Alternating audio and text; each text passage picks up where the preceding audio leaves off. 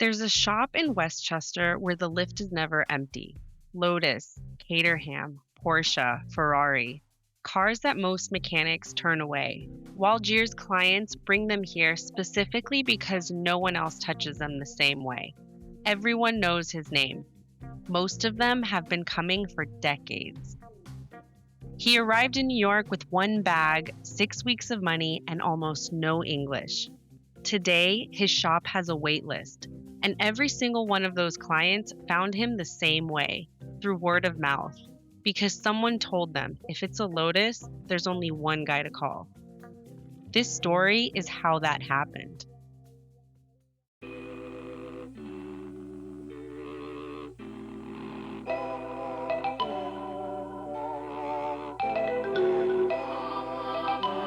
Welcome to Throttle Culture, a space where design, history, and emotion meet horsepower. We celebrate the stories behind the build and the people who see more than just a car. They see a connection. My name is Jay, and this week we're diving deep on a mechanic who crossed an ocean on a dream, built a life with his hands, and found his language in some of the most demanding machines ever engineered. This is part one of Waldir's story, so let's get into it. Waldir arrived in New York during a brutal winter in the 1980s with a single bag and a name that Americans immediately mispronounced. He was 25 years old. He spoke almost no English. And he had enough money to last perhaps 6 weeks if he was careful. But none of that seemed to register as a problem. To understand why, you have to go back, way back, into a city in the highlands of Brazil, a shop on the edge of town, and a boy who learned to read machines before he learned to read people. There are mechanics, and then there are people who have made the machine their life's language. Waldir is the second kind. Over decades of working on some of the most demanding, unforgiving, and beautifully engineered cars ever built, such as Lotus, Caterham, Porsche, Ferrari, machines where every engineering decision is load-bearing and nothing hides behind excess, he has developed something that's genuinely rare. And it's not just skill, but fluency. The ability to listen to a car the way a doctor listens to a patient. To understand not just what's wrong, but why. To set up a car not by spec sheet, but by feel, by logic, by a philosophy of mechanical honesty that he has spent a lifetime refining. He's not after those horsepower numbers. He's chasing balance. Cars leaving his hands neutral, predictive, communicative, and reliable. Drivers come back to him saying the same thing over and over. The car finally makes sense. That reputation was not handed to him. It was built, one machine at a time, across cities and continents, starting with almost nothing.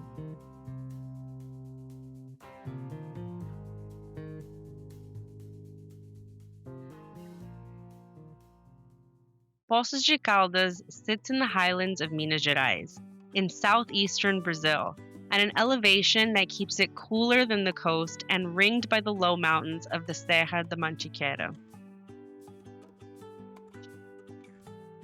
It's a city of thermal springs and red volcanic soil, of coffee farms that stretch up hillsides in improbably neat rows, of afternoons that arrive slow and golden, and evenings that drop suddenly into a chill that surprises people who expect all of Brazil to be hot. The city had a European quality to it, the architecture of Portuguese settlers, the ghost of a spa culture that had once drawn healthy visitors from Sao Paulo and Rio to soak in the mineral waters. By the time Waldir was born there in 1956, that era had mostly passed, but the town retained a certain dignity. There were tree-lined promenades. There was a central square where the old men gathered in the evenings and children ran circuits around the fountain until their mothers called them home. Being born and growing up in Poços was really fun. We were born on the poor side of the town, so, all Italians, everybody knew each other. Yeah. All the families knew each other. So it basically was like a, close community, close but very tight together. Everybody was basically like blue collar, working factories and like glass mills, brick factories, okay, iron works, and a lot of places for the kids to play. No, there was no park back then. There was one school, okay, which was set up by the fathers over here from the United States. They treat us very well, okay. A Catholic church, they set up a nice school for the kids, all for free, doctors, everything. So we had it made, okay. Not a lot of money, but we had made. Everybody worked. The air smelled of eucalyptus and wood smoke, and on certain mornings, faintly of sulfur from the springs beneath the earth. The landscape surrounding the city was the landscape of his childhood imagination. The Cerrado, that vast, ancient Brazilian savanna, softened here into something greener and more vertical. There were waterfalls tucked into the hills. There were farms where the workers started before dawn and the tractors moved in the early mist like slow animals, red dust rising behind their wheels. There were roads that had been cut through rock, roads that wound between ridges and dropped suddenly into valleys where the light collected differently, where the air was noticeably cooler and damp. It was a place that rewarded attention. You had to look at it carefully to understand it, because it didn't announce itself. Waldir and his brother had a shop that sat at the edge of the city, where the paved roads gave way to packed red dirt and the farms began in earnest. It was a long, low building with a corrugated iron roof that amplified the rain into something thunderous and made the dry season heat unbearable by midday. There were 2 bays, an ancient hydraulic lift that worked when it felt like it, and a smell that Waldir would carry with him for the rest of his life. Oil and iron, and the particular sweetness of diesel that has been burning for a long time. The farmers came from all directions. They came in the early morning when the mist was still on the hills and the roads were quiet, riding or driving whatever had been broken down or was about to. They were serious men with serious problems. A machine that failed at planting time was not an inconvenience, it was a crisis. The shop existed to solve those crises, and Waldir's brother understood this with the gravity that shaped everything about how he worked. Slowly, carefully, without drama, and getting it right. Waldir grew up alongside those machines, not as a student of them, not at first, simply as a child who was always nearby, who handed tools before being asked, who watched the way his big brother's hands moved with the patience that seemed impossible in a grown man. He learned to read a room by reading the machines in it. A tractor that had been running hard smelled different from one that had been sitting. An engine that had been abused had a sound underneath its idle that you felt more than heard. A faint instability, like something not quite in agreement with itself. These were not lessons anyone gave him. They were things that accumulated the way knowledge does when you spend your childhood in the presence of something demanding and real. But the machines that truly captured Waldir's imaginations were not the tractors and farm equipment in his brother's bays. They came to him in magazine pages, British publications he'd find at the stands in town, full of cars that looked built not for function, but for the pure, unreasonable joy of going fast. Formula One was a world away from Poços de Caldas, and yet it pulled him with a gravity he couldn't explain and never tried to. It was part of why the shop existed at all. 2 brothers who loved machines, one who found his answer in the red dirt of Minas Gerais, and one who was still looking.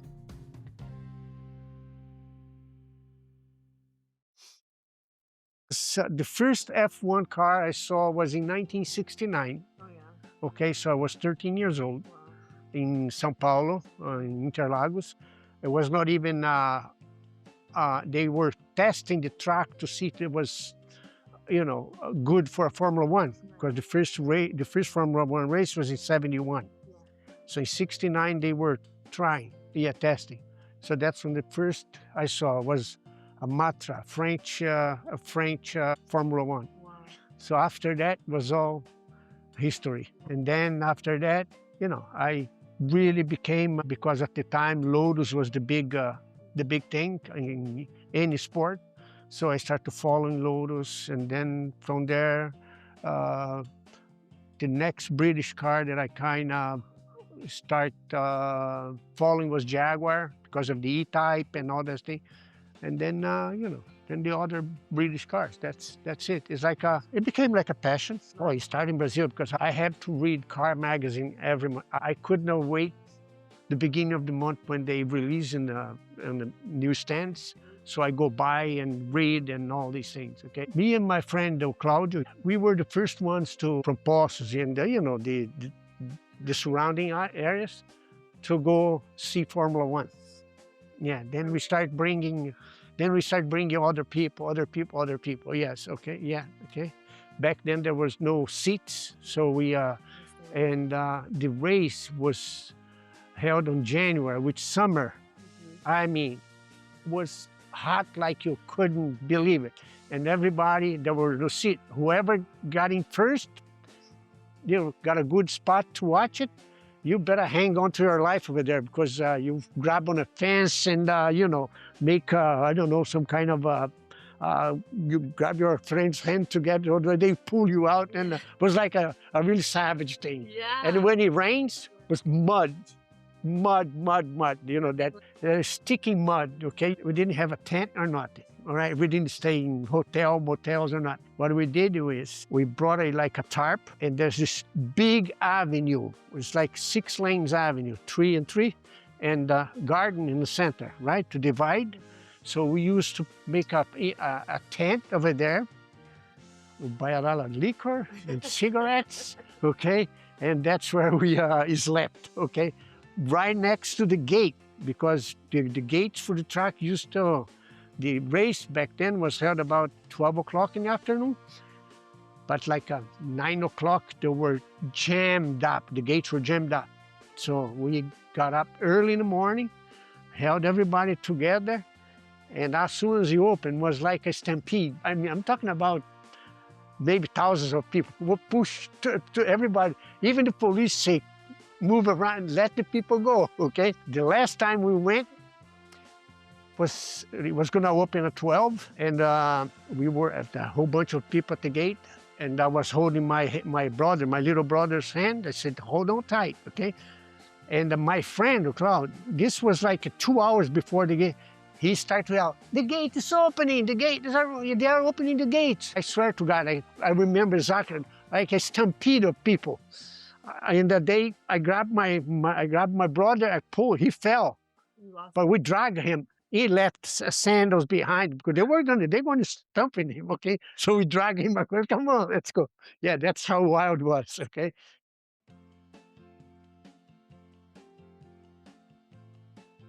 He could not have explained the feeling precisely, even now. It was something about the proportion of those machines, the way they sat low and wide and seemed to be crouching even at rest. The way their lines had been drawn by someone who thought beauty and speed were in the same argument. An F1 car he saw in a magazine while sitting at home in the highlands of Minas Gerais was as distant from his life as the moon, and yet. He goes to Interlagos, both times in his beat-up Beetle, the one with the cut springs and raked nose that sat too low for comfort on the long stretches of bad road between Poços de Caldas and São Paulo. But he drove it anyway. On the first trip, he blew a rear tire somewhere outside of Campinas at 2 a.m. and changed it by the light of a cigarette lighter, crouched in the dark on the shoulder while trucks shook the air around him. He wouldn't have traded a minute of it. The races were in January, the Brazilian Grand Prix settling into its slot at the start of the season in those years. Interlagos in the early 1970s was not a comfortable place to watch a race. The facilities were provisional at best. The crowds were enormous and entirely ungoverned. And the noise was something that lived in your chest for days afterward. He stood as close to the track as they would let him, which was closer than they should have, and watched machines he had only ever seen in soft page magazines come through the Curva do Lago at speeds that seemed to belong to a different physics than the one he'd grown up with. He remembered the turbos arriving and changing everything. That era when the cars began to sound less like engines and more like something barely contained, a violence under pressure. He remembered the Renaults with their big turbo lag and their sudden savage surge, and the way the crowd responded to Piquet, a Brazilian in contention for the championship, with a fervor that was almost religious. He remembered a moment on the second trip in 1982, the year the racing was as chaotic as anything he'd ever seen, when he was standing near the pit straight and a car came through so fast and so low that his mind genuinely refused it for a second, the way eye refuses a magic trick before the brain catches up. And he stood there thinking, someone built that. Someone's hands made that possible. The thought didn't humble him. It did something closer to the opposite. The drive back was always the harder one. 8 hours in a car with the sound still living in his chest, and Sao Paulo shrinking in the mirror, and Poços de Caldas getting closer with every kilometer. The shop would be there in the morning. The same engines, the same customers, the same good, honest work that he had learned to love and had quietly, carefully began to outgrow. He knew both times that he was driving back to something he was also driving away from. He just didn't know yet how far away it would eventually take him. By the time he was 19, that dream had taken on specificity. He was going to go somewhere that had those cars, and he was going to work on them. He didn't know exactly where yet or how. He knew only that the shop on the edge of Poços de Caldas, for all the love he had for it, was not where that story ended. It was where it started.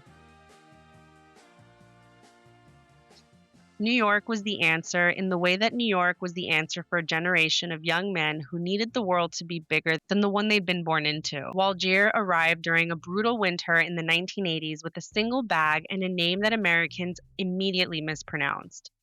He was 25 years old. He had crossed an entire continent on faith and stubbornness in roughly equal measure, and standing on a street corner in Westchester, the cold hitting him in a way no Brazilian winter ever had, he felt something close to joy. The machines here were everywhere, and they moved fast. They were loud and purposeful, and everywhere you looked, something was running. The early years were not glamorous. He worked at a car wash and slept there at night. He lived in that same car wash for 6 months and learned that loneliness in a foreign city is its own specific education, one that either breaks you or slowly, quietly makes you harder in the good sense of the word. Yeah, I started in a car Where wash. you used to sleep too. Yes. I lived in a car wash for 6 months. What you were washing normal We were cars, washing not- police cars Yeah, and yeah. taxis, all the whatever. Was a really old. The car wash was really old. Was set up in was my age, 1956, Wow. and it used to break down a lot with cars inside. So we have to push cars out, and it was down in the hill. Many times cars just were flying from the inside. They forgot to put the car in neutral. I swear. But I across the street. After the car wash, this Italian guy, he bought the car wash. Maybe 3 or 4 months after I came here. And, I guess, I don't know, I guess was the destiny or whatever, because I'm Italian descendant, he's Italian, his mother not even spoke English, okay? So he bought a car wash. It was a gas station, it was car wash and gas station. And he fired everybody and he said to me, you stay. Wow. I said, I'm staying. He said, yeah, you stay. I said, okay, all right. So I not even had a place to sleep. I was sleeping over there. So he said, okay, you were staying, you hire I said, Gino, I don't speak English. I don't know nothing. The only thing I know is help, okay? Yeah. He said, you'll learn, don't worry, okay? So that's how it went.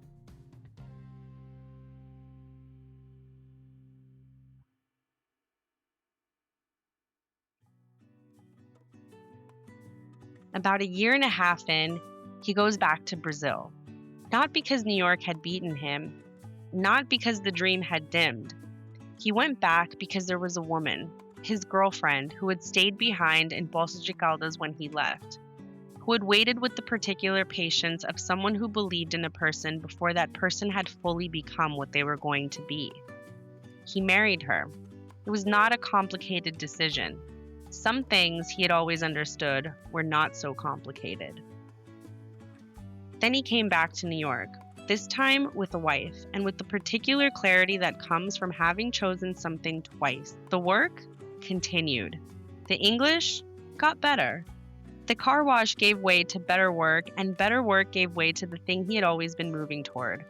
After years of learning the specific grammar of American cars and American shops, the rhythms of it, the expectations, the difference between a customer who wanted something fixed and a customer who wanted to understand what had been fixed and why. So he opened his own shop. Because I was only one mechanic and one helper, and one day he came up to me and said, you gotta produce $15,000 a week. I say, what, are you crazy? You know, I'm a one-man shop. Yeah. 50, if I'm gonna do $15, I'm gonna do for me. Right. That's exactly what I told him. So I came home to have lunch. When I came back, my toolbox was on the sidewalk. Then I said to Simone, you know what? Let's open a shop for ourselves. The worst thing that can happen, we close down, go work for somebody else. That isn't right. That's all it can happen. So she found me a garage on the other side of town over here. It had no insulation. It had no heat. It had no running water, no nothing. It was a shed. She found, said, okay, let's do right here. And we start doing. My first customer was the owner of the property. Okay, yeah. Then people start to come and come and come. So we moved from there to over here, basically across the block over here. So we rented over there it was a 2-car garage. And then we started. When Lotus came back to the United States, well, Nicholas and Simone passed in front of the dealer. Okay. Was the Elise, the original Elise. And they came over to the shop, said, Nicholas said, you know what, I just saw it. They opened up a Lotus dealer in Port Chester. I said, you kidding me? I said, okay. I said, I'm going there. So I go over there. They need a mechanic. I spoke with, the owner was David. I said, you hired, okay? And I stayed over there until a few months before Lotus closed them down because they were doing monkey business also. Okay, I guess I attract monkey business. Yeah. Yeah, they were buying cars from Lotus, not paying them. Actually, they came from England and shut them down. Wow. They could have been, I'm gonna say, billionaires because Michael Jordan, the guy who owns Warner Television, they were all our customers, okay? And actually, Michael Jordan had a Volkswagen bus, 10-window. Oh, yeah. At the time, worth more than $1 million, all original. It was all there. And we had Lamborghinis, Aston Martins, you name it, we had over there. And they blew it because they were doing shitty business, yeah. Yeah, then, when I left over there, we opened up and the people that used to bring the cars over there started bringing it to me. Yeah, that's it. It was not a large operation, not at first, but it was his. A space where the work could be done the way he believed the work should be done. Carefully, honestly, and without shortcuts, without the small dishonesties that accumulate in shops where speed matters more than getting it right. The farmers of Poços de Caldas would have recognized the philosophy immediately. His brother would have recognized it. It was the same gravity, transplanted. The same conviction that a machine in your hands deserves your full attention because someone is depending on it. The shop was where it all began to come together. And it's where the cars that had existed only in magazine pages, the low, crouching, unreasonably beautiful machines, finally started arriving in his bay. A Lotus, then another, then the work that would define the rest of his life. He worked and lived in a car wash while eating canned beans, and then married the woman who waited and built something from nothing in a city that doesn't slow down for anyone. And now, finally, the machines were in front of him. Not in a magazine, not at Interlagos behind a barrier, in his own hands. That's where part 1 ends. Next week, we'll get into the Lotus itself, what makes it extraordinary, why it's nearly impossible to work on, and what Waldir learned from a car that punishes everything you don't understand about it.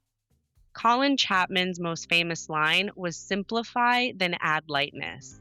And we're going to find out what that actually means when the car is on your lift and a customer is waiting.